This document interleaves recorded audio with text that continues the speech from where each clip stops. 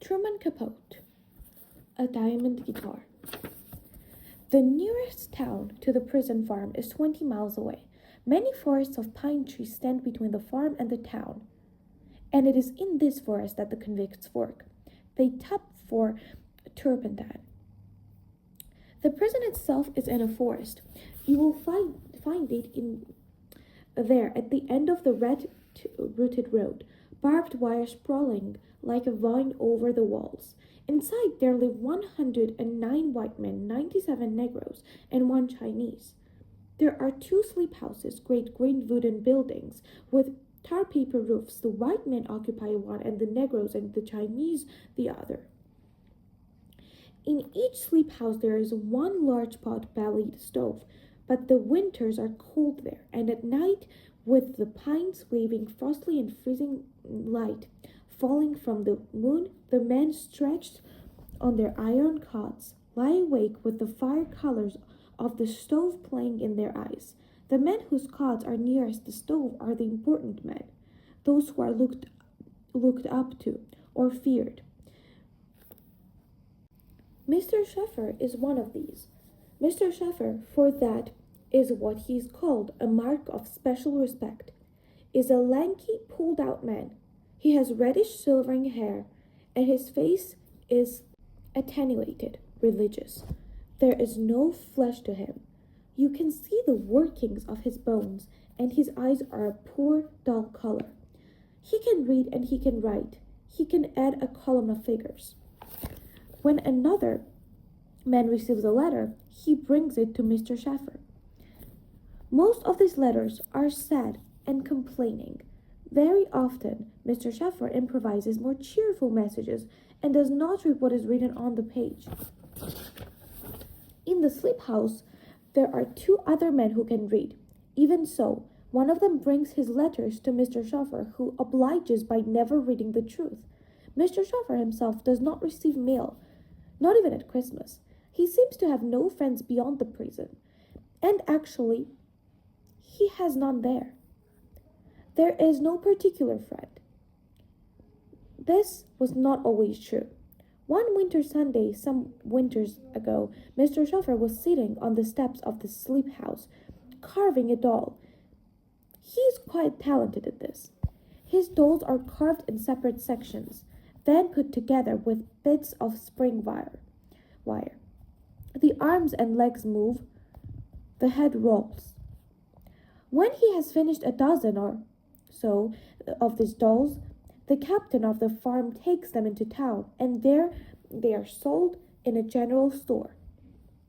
In this way, Mr. Sheffer earns money for candy and tobacco. That Sunday, as he sat cutting out the fingers for a little hand, a truck pulled into the prison yard. A young boy, handcuffed to the captain of the farm, climbed out of the truck and stood blinking at the ghostly winter sun. Mr. Sheffer only glanced at him. He was then a man of 50, and 70 of those years he had lived in the farm. The arrival of the new prisoner could not arouse him. Sunday is a free day at the farm, and other men who were moping around the yard crowded down to the truck. Afterwards, Pickaxe and Goober stooped by to speak with Mr. Sheffer. Pickaxe said, "He's a foreigner. The new one is from Cuba, but with yellow hair.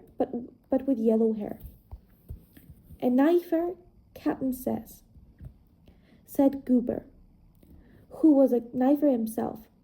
Cut up a sailor in Mobile." "2 sailors," said Pickaxe, "but just a cafe fight. He didn't hurt them boys none." "To cut off a man's ear? You call that not hurtin' him?" "They gave him 2 years, Captain says." Pickaxe said, "He's got a guitar with jewels all over it." It was getting too dark to work. Mr. Sheffer fitted the pieces of his doll together, and holding its little hand set on his knee, he rolled a cigarette. The pines were blue in the sundown light, and the smoke from his cigarette lingered in the cold, darkening air. He could see the captain coming across the yard. The new prisoner, a blond young boy, lagged a pace behind. He was carrying a guitar studded with glass diamonds that cast a starry twinkle. And his new uniform was too big for him. It looked like a Halloween suit. "Somebody for you, chauffeur," said the captain, pausing on the steps of the sleep house.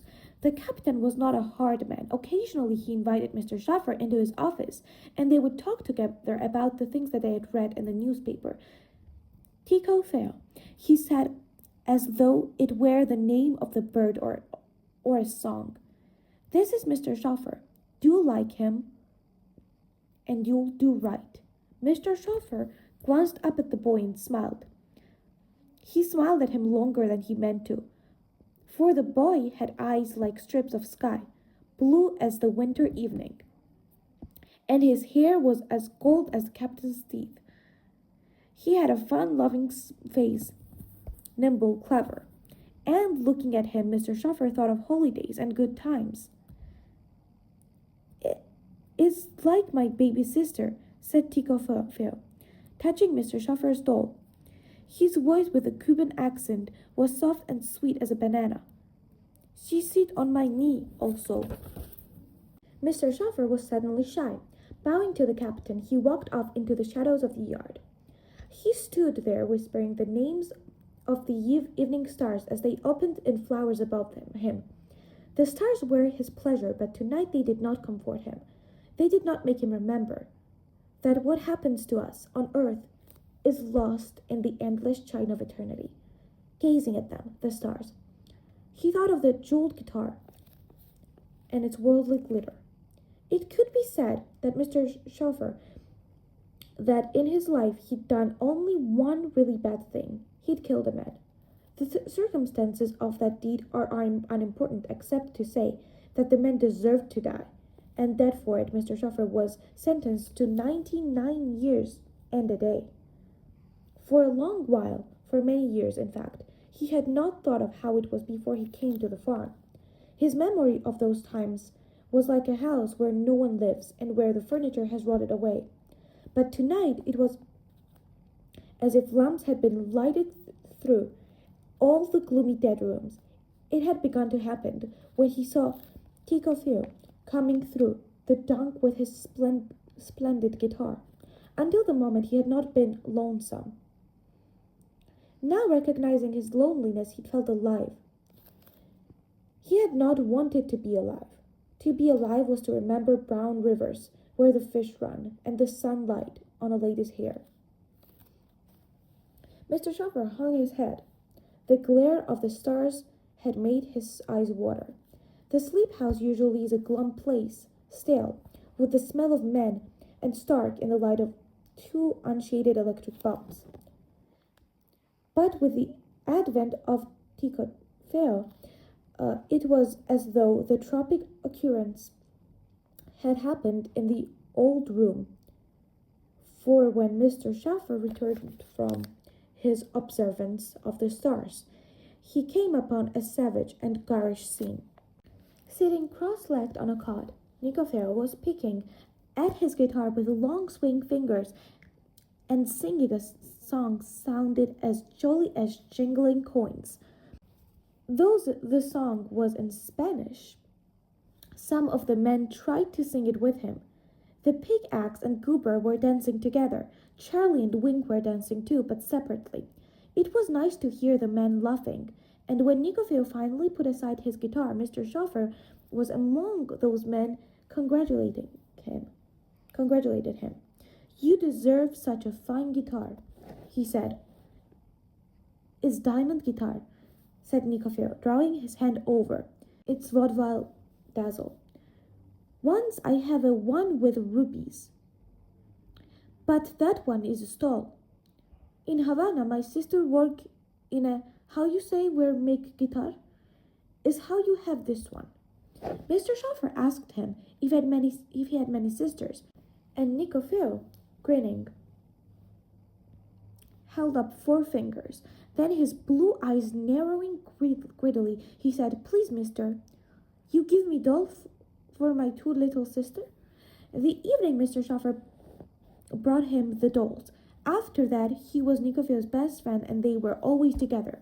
At all times, they considered each other.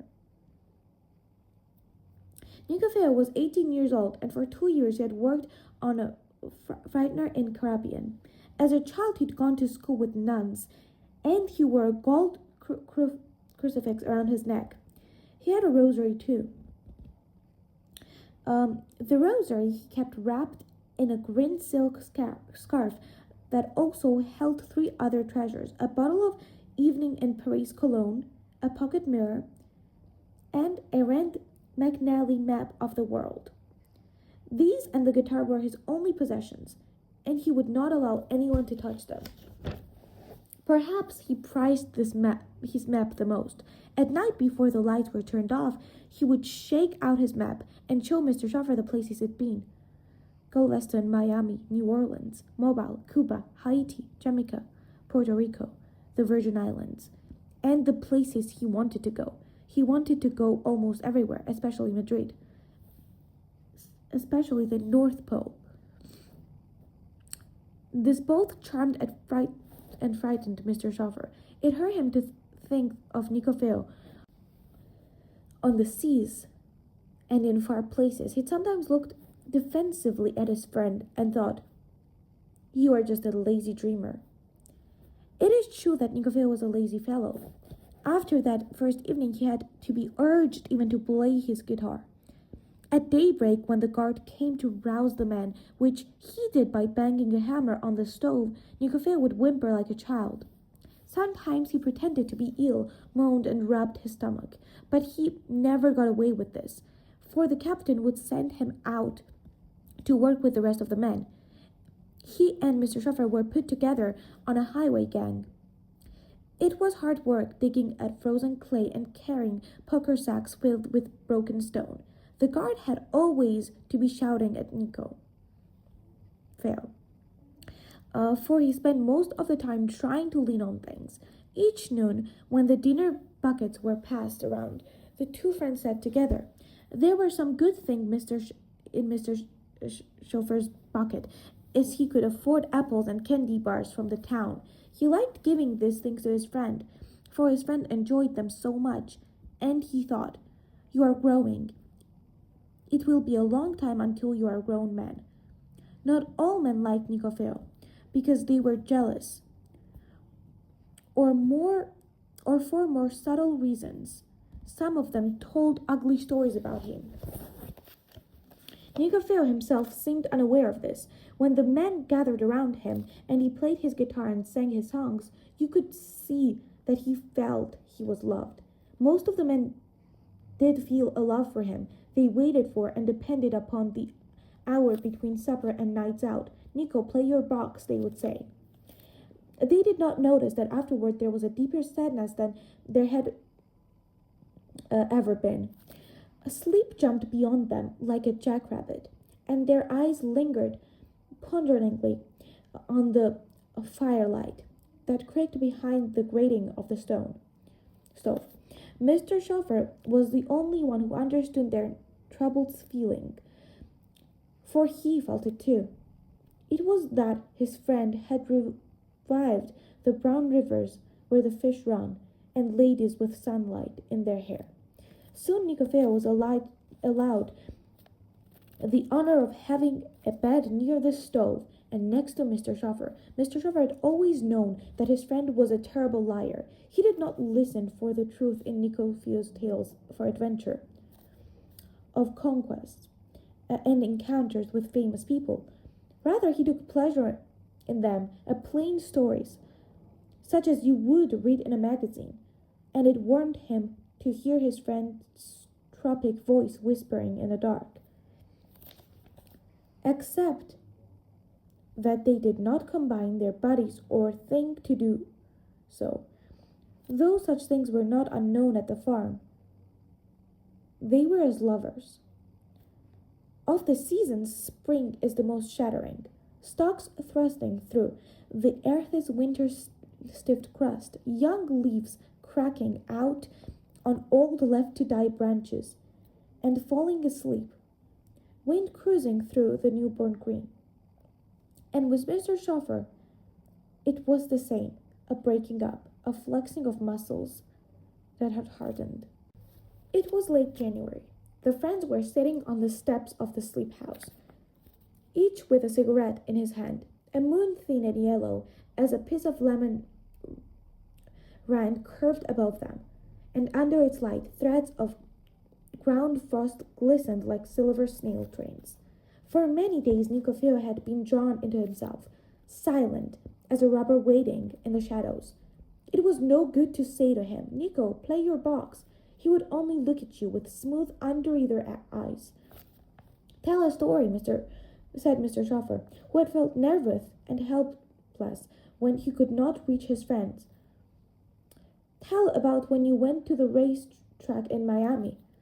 "I not ever go to no racetrack," said Nicofero, thereby admitting to his wildest lie, one involving hundreds of dollars and meeting with Bing Crosby.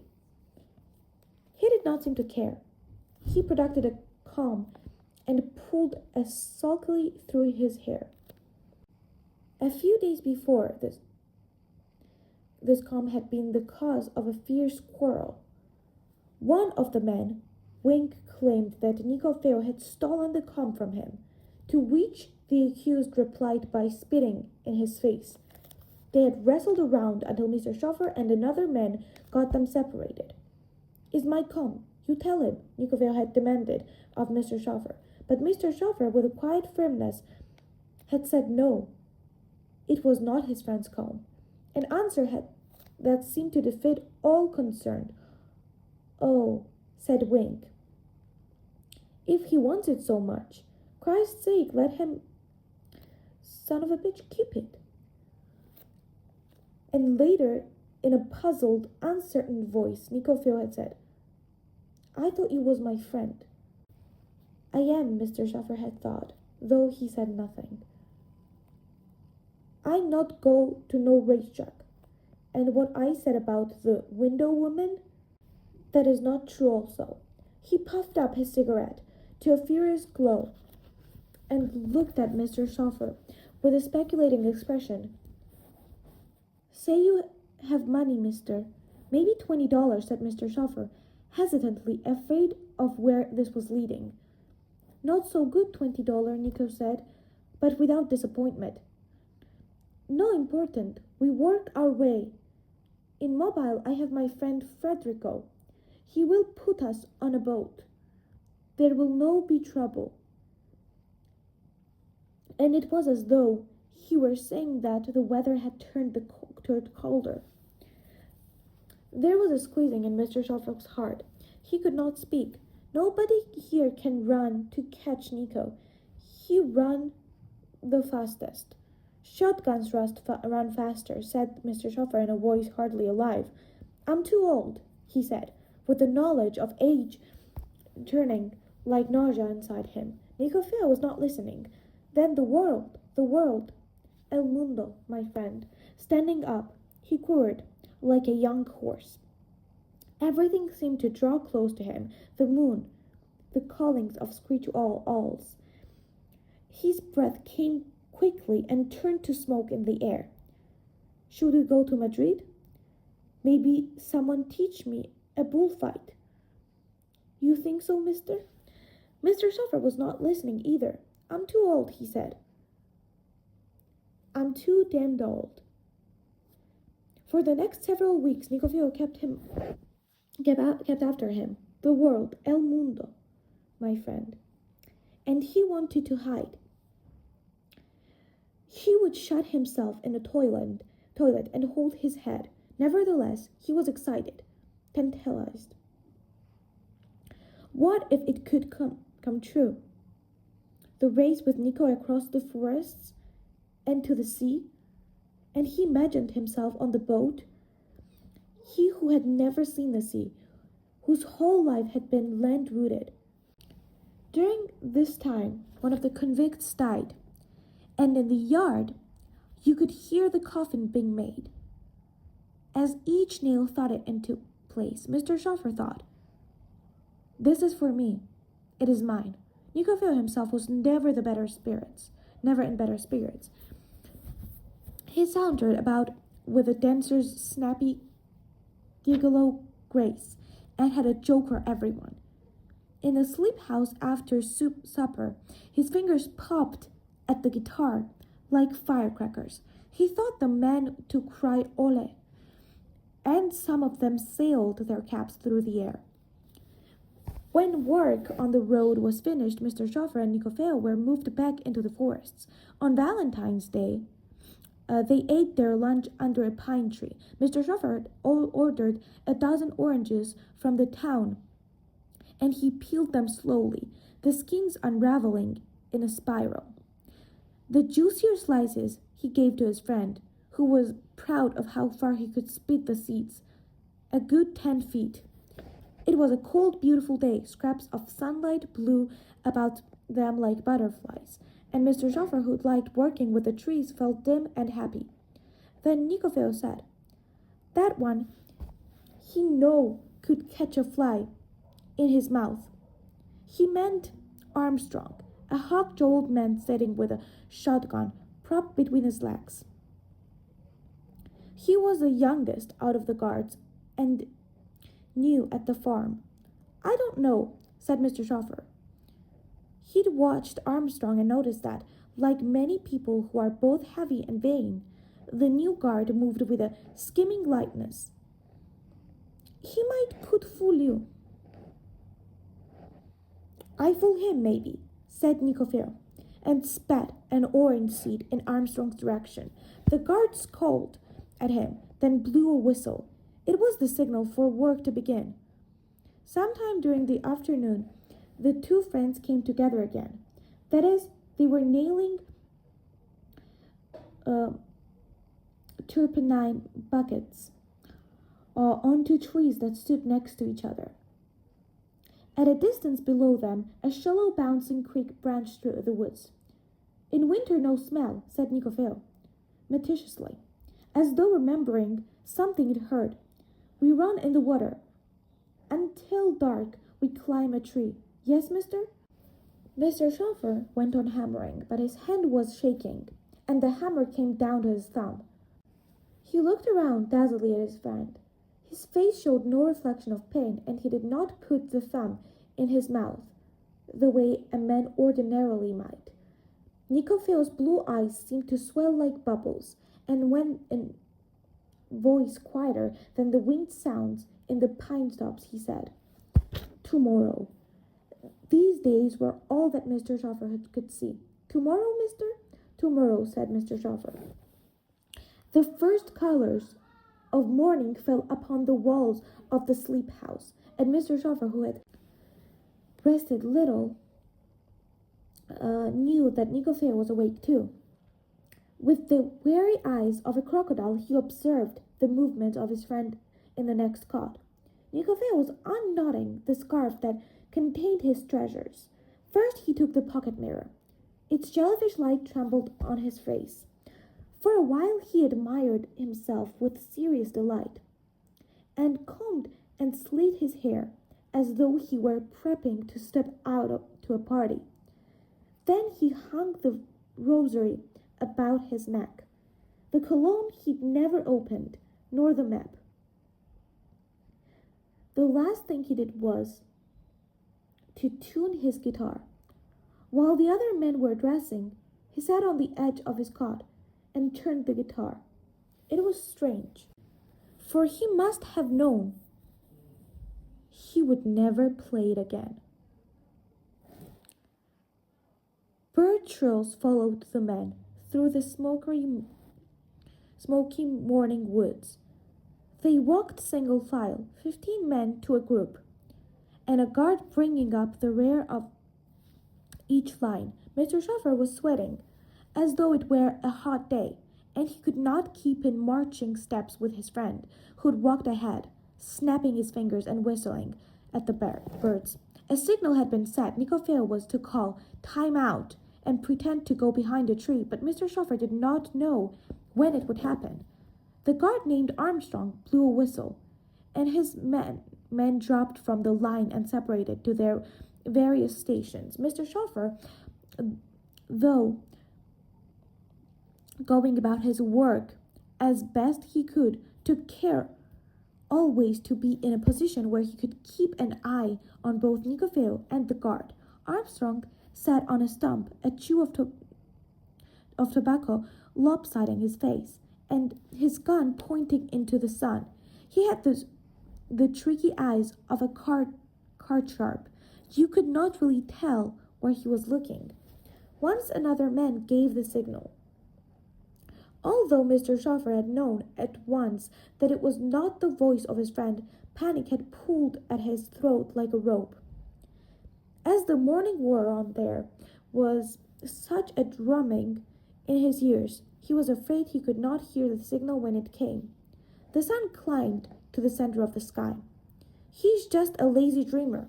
It will never happen, thought Mr. Schoffer, daring a moment to believe this. But first we eat, said Nicophil, with a practical air, as they set their dinner pails on the bank above creek. They ate in silence, almost as though each bore the other a grudge. But at the end of it, Mr. Schoffer felt his friend's hand close over his own and hold it with a tender pressure. Mr. Armstrong, time out. Near the creek, Mr. Schoffer had seen a sweet gum tree, and he was thinking it would soon be spring and the sweet gum ready to chew.